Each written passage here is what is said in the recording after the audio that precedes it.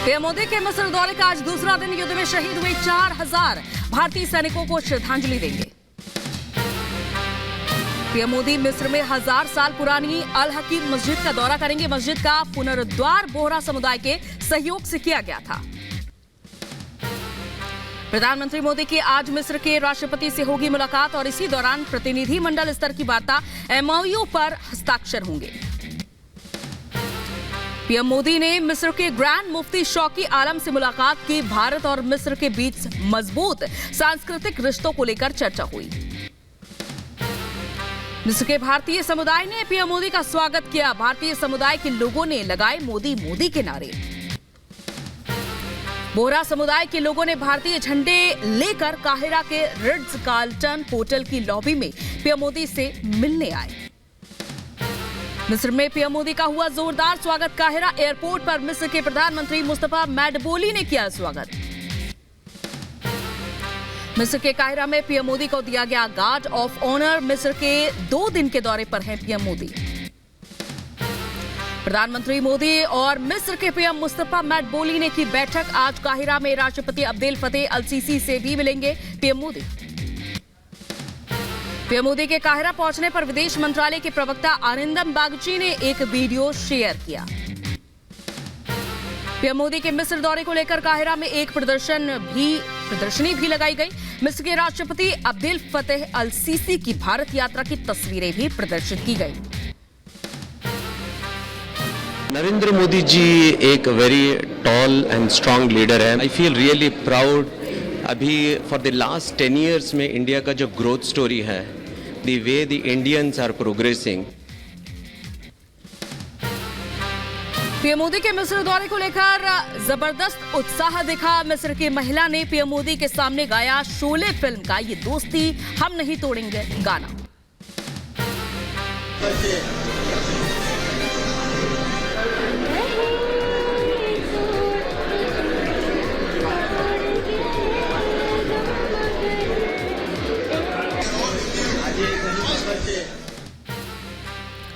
भारत में $10 अरब का निवेश करेगी गूगल। पीएम मोदी से मुलाकात के बाद बोले सुंदर पिचाई, भारत में डिजिटलाइजेशन में $10 अरब की करेंगी मदद। पीएम मोदी के विदेश दौरे पर कांग्रेस ने साधा निशाना। कहा अपने फायदे के लिए कुछ भी कर सकती है, कुछ भी कर सकता है अमेरिका। वैगनर ग्रुप ने रूस में विद्रोह खत्म करने का ऐलान किया। मॉस्को से वापस निकली वैगनर सेना। मॉस्को से वापस निकले प्रिगोजिन। लड़ाकों को यूक्रेन वापस लौटने को कहा। पुतिन को लेकर यूक्रेन के राष्ट्रपति ज़ेलेंस्की का बयान। कहा डर के मारे छिप गए हैं पुतिन। रोसो से वापस लौटती हुई दिख रही है वैगनर सेना। रूस से समझौते के बाद फैसला। रोस्तोव से वापस लौटते दिखे वैगनर चीफ प्रिगोजिन। बेलारूस जा सकते हैं प्रिगोजिन। वैगनर ग्रुप के वापस लौटने से रूसी जनता को राहत, लोगों ने ली चैन की सांस। बड़ी संख्या में वैगनर ग्रुप के टैंक वापस जाते हुए दिखाई दिए। वापस फील्ड पर लौट रहे हैं लड़ाके। रोस्तोव के दक्षिणी मिलिट्री हेडक्वार्टर से कार से निकले वैगनर प्रमुख प्रिगोजिन। लोगों ने प्रिगोजिन से हाथ मिलाया। मॉस्को जा रही वैगनर सेना के लड़ाकों का यू टर्न। समझौते के बाद यूक्रेन लौट रहे लड़ाके। वैगनर ग्रुप की बगावत के बाद रूस के राष्ट्रपति पुतिन ने बेलारूस, कजाकिस्तान और उज्बेकिस्तान से की बात। ताजा हालात पर चर्चा हुई। रूस के राष्ट्रपति पुतिन ने राष्ट्र को किया संबोधित। कहा धोखा देने वालों को नहीं बख्शा जाएगा। सेना को दिया विद्रोहियों के खिलाफ सख्ती का आदेश। रूस में वैगनर ग्रुप के विद्रोह के ऐलान के बाद पोलैंड में अलर्ट हुआ था। पोलैंड ने अपनी सेना को अलर्ट पर रहने का निर्देश जारी किया था। रूस के वोरोनिश में तेल डिपो में लगी भीषण आग। वोरोनिश शहर पर वैगनर के कब्जे के बाद हेलीकॉप्टर से किया गया था हमला।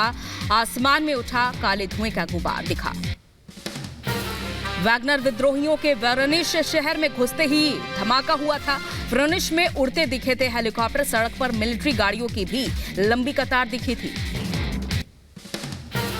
वैगनर के कब्जे वाले रोस्तोव में सुनाई दी थी गोलियों की आवाज। स्थानीय न्यूज एजेंसी के मुताबिक वैगनर के कब्जे वाले मिलिट्री हेडक्वार्टर से 5 बार गोलियां चलने की आवाज भी आई थी। रोस्तोव शहर में वैगनर के कब्जे के बाद बिगड़े थे हालात। शहर में जगह जगह दंगे भी शुरू हुए थे। वैगनर और पुतिन समर्थक आपस में भिड़ते दिखे थे। वोरोनिश शहर में हाईवे पर दिखी थी बगावत की तस्वीरें। सड़क पर जगह जगह क्षतिग्रस्त गाड़ियां भी मिली थी। रूस में वैगनर ग्रुप के बगावत के बाद रूसी नेता दिमित्री मेदवेदेव ने मॉस्को शहर छोड़ा था। अपने परिवार और सहायकों के साथ मॉस्को से रवाना भी हुए थे। वैगनर की बगावत के बाद मॉस्को की जेल में भड़का था दंगा। सूत्रों के हवाले से जानकारी मिली थी दंगा भड़काने वाला वैगनर चीफ का करीबी बताया जा रहा है। रूसी सेना ने मॉस्को की सड़कों पर बिना बैटरी वाले ट्रकों को खड़ा भी किया था। ट्रकों के टायर भी पंक्चर किए थे। वैगनर ग्रुप के बगावत के बाद मॉस्को में लगे वैगनर के सभी पोस्टर और बैनर हटाए गए थे। वैगनर ग्रुप ने पुतिन के खिलाफ गृह युद्ध का ऐलान किया था। रूस में वैगनर ग्रुप के विद्रोह पर यूक्रेन के राष्ट्रपति ज़ेलेंस्की ने कसा था तंज। कहा, बुराई का अंजाम बुरा ही होता है, सांप पालोगे तो एक दिन डसेगा। पुतिन ने हजारों लोगों को युद्ध में झोंका।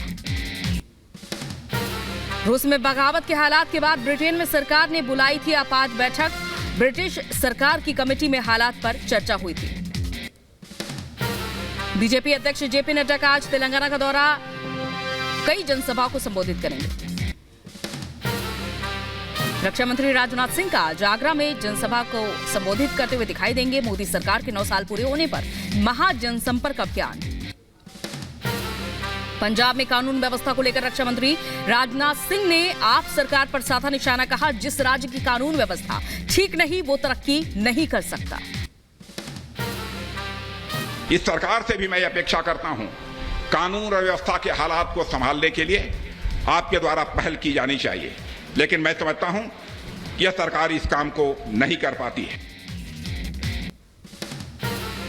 पटना में विपक्षी दलों की बैठक कर देखा गया कि राजनाथ सिंह ने बोला हमला। कहा, विपक्षी दल लोकतंत्र का गला घोटने का आरोप लगा रहे हैं, जिन्होंने देश में आपातकाल लगाया।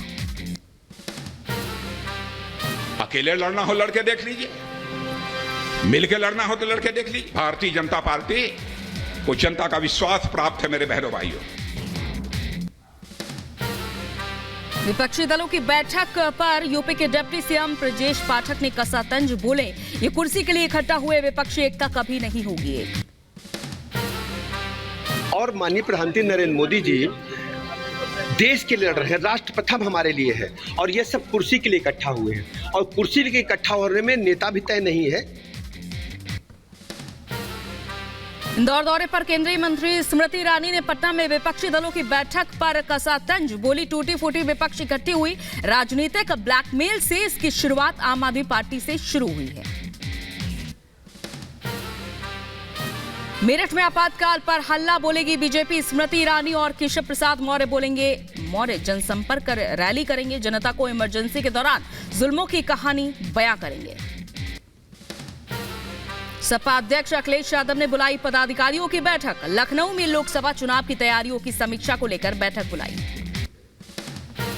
पटना के बाद शिमला में जुटेंगे विपक्षी दल। राहुल बोले, मतभेद के बीच एकजुटता की कोशिश जारी है। अनुराग ठाकुर बोले, जनता इनका चेहरा पहचानती है, 2024 में भी इनको घर बिठाएगी।